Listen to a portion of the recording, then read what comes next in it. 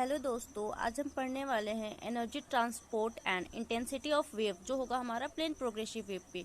ये हम लोगों ने एक प्लेन प्रोग्रेसिव वेव ले लिया है, मतलब कंसीडर किया हुआ है। इस प्लेन प्रोग्रेसिव के लिए हर एक जो पार्ट होता है वो अलग अलग होता है, मतलब कि इसमें जो वेलोसिटी होता है और डिस्प्लेसमेंट होता है वो अलग अलग होता है हर एक पार्ट के लिए। एनर्जी भी अलग अलग होगा। अगर हर एक पार्ट के लिए अगर ये डिस्टेंस या फिर वेलोसिटी डिस्प्लेसमेंट अलग अलग होगा तो एनर्जी भी अलग अलग ही होगा। तो हम लोग एक small small potential energy consider करते हैं। स्मॉल पोटेंशियल एनर्जी के लिए जो फॉर्मूला होता है वो होता है half M omega square Y square. M होता है मास और ओमेगा होता है एंगुलर फ्रीक्वेंसी और वाई होता है displacement of the plane progressive के लिए। और ये हमारा काइनेटिक एनर्जी के लिए स्मॉल है, स्मॉल एनर्जी ये होता है हाफ एम वी स्क्वायर। हम लोग जानते हैं, हम लोग फॉर्मूला प्रूव किए थे प्लेन प्रोग्रेसिव वेव का, y is equal to H sine omega T minus K X होता है। तो अगर हम इसको डिफ्रेंशिएट करते हैं तो डिफ्रेंशिएट क्या होता है, D Y by D T, मतलब कि displacement upon time. Displacement upon time अगर हम एक बार डिफ्रेंशिएट करें तो वो होता है वेलोसिटी, अगर दो बार करें तो वो होता है एक्सीलरेशन। तो अगर हम लोग एक बार डिफ्रेंशिएट करें तो ये हमको तो पहले y तो मिल जाएगा ये वाला, फिर हमको v निकालना होगा, तो हम इसी को भी एक बार डिफ्रेंशिएट करने पे कर लिए कंसीडर। तो इसको डिफ्रेंशिएट करने पे a वही रह जा रहा है, साइन का कोस हो जा रहा है omega T minus K x. अगर हम t के रिस्पेक्ट में कर रहे हैं तो जो t के साथ चिपका हुआ रहेगा वही हमारा बाहर निकलेगा। जैसे कि t के साथ मेरा ओमेगा है तो ओमेगा बाहर चला गया। उसी प्रकार इस स्मॉल यूनिट पोटेंशियल एनर्जी के लिए ये अगर हम डिफ्रेंशिएट करने पे मेरा जो वैल्यू आया है ये तो v के लिए आ गया और y के लिए ये है, तो y का स्क्वायर होगा तो हाफ m सेम रहेगा ओमेगा स्क्वायर, और जो y का वैल्यू यहाँ पे आया उसमें स्क्वायर y स्क्वायर है इसलिए यहाँ पे स्क्वायर लग जाएगा, a square sine square omega T minus K x वही रह जाएगा।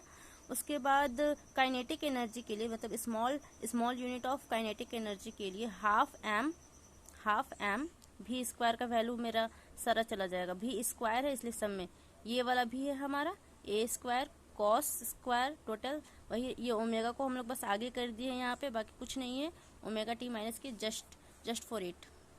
फिर हम लोग अब टोटल एनर्जी निकालेंगे क्योंकि ये स्मॉल निकल गया, स्मॉल दोनों के लिए निकल गया। तो अब पोटेंशियल और काइनेटिक के लिए अगर हम टोटल निकालते हैं तो दोनों का सम करते हैं बस। तो क्या होगा, total energy is equal to small potential energy plus small kinetic energy. तो दोनों का वैल्यू में कुछ मिलता जुलता सा आ रहा है, हाफ एम ओमेगा स्क्वायर और ए स्क्वायर आ रहा है ना, half M A square omega square.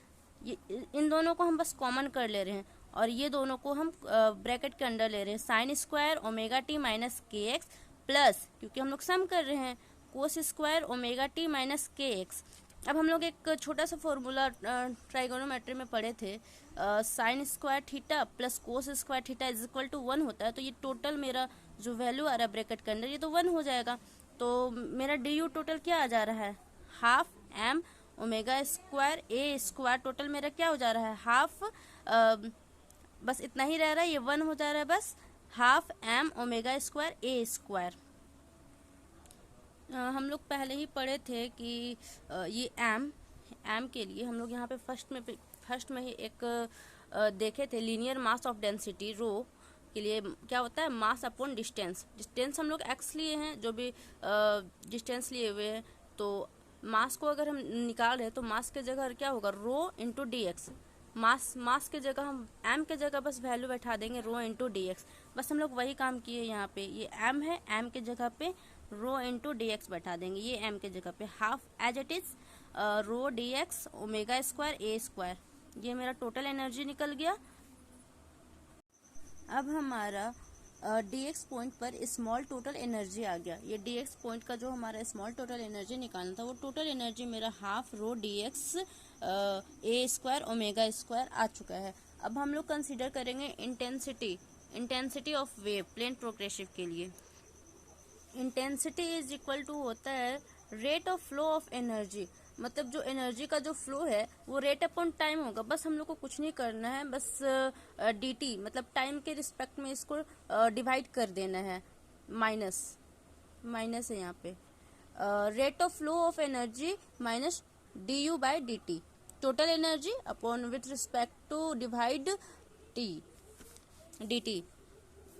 कुछ नहीं करना है, बस हम लोग का जो टोटल एनर्जी आया हुआ था इधर, ये हाफ रो डी एक्स, तो बस हम जिसके साथ टी डिफ्रेंशिएट हो जाए बस उसके साथ करना है। तो मेरा एक्स के साथ होगा तो हम एक्स के साथ बस यहीं पे करेंगे।